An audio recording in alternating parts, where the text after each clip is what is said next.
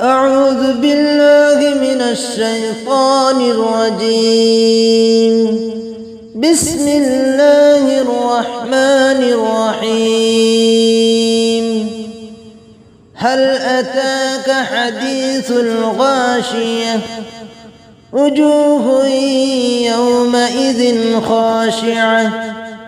عاملة ناصبة تصلى نارا حامية تسقى من عين آنية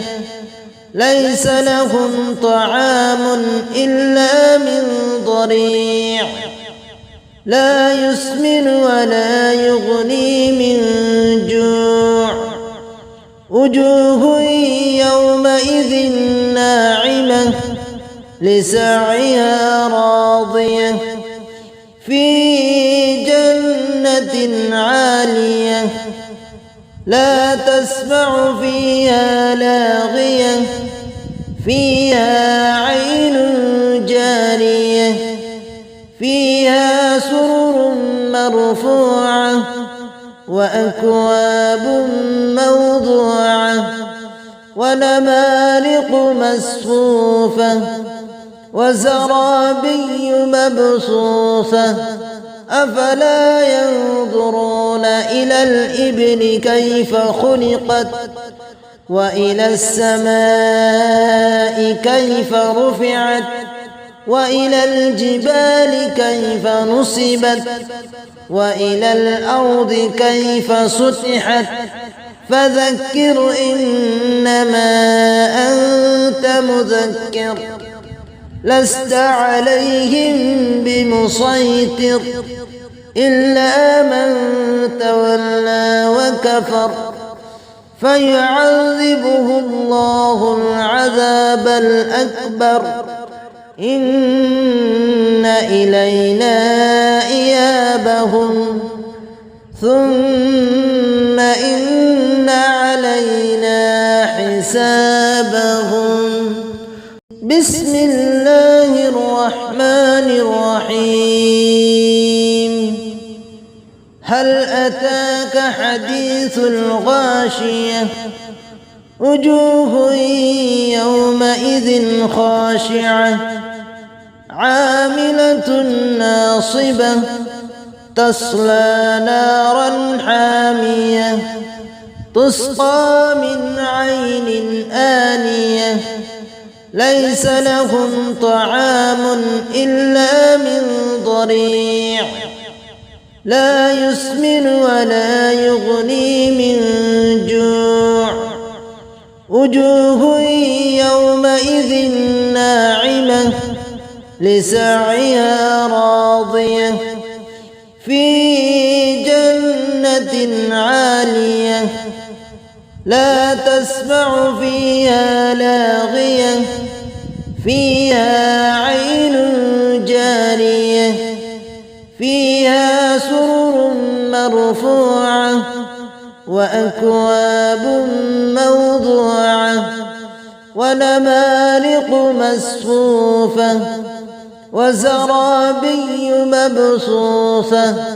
أفلا ينظرون إلى الإبل كيف خلقت وإلى السماء كيف رفعت وإلى الجبال كيف نصبت وإلى الأرض كيف سطحت فذكر إنما أنت مذكر لست عليهم بمسيطر إلا من تولى وكفر فيعذبه الله العذاب الأكبر إن إلينا إيابهم ثم إن علينا حسابهم. بسم الله الرحمن الرحيم. هل أتاك حديث الغاشية؟ وجوه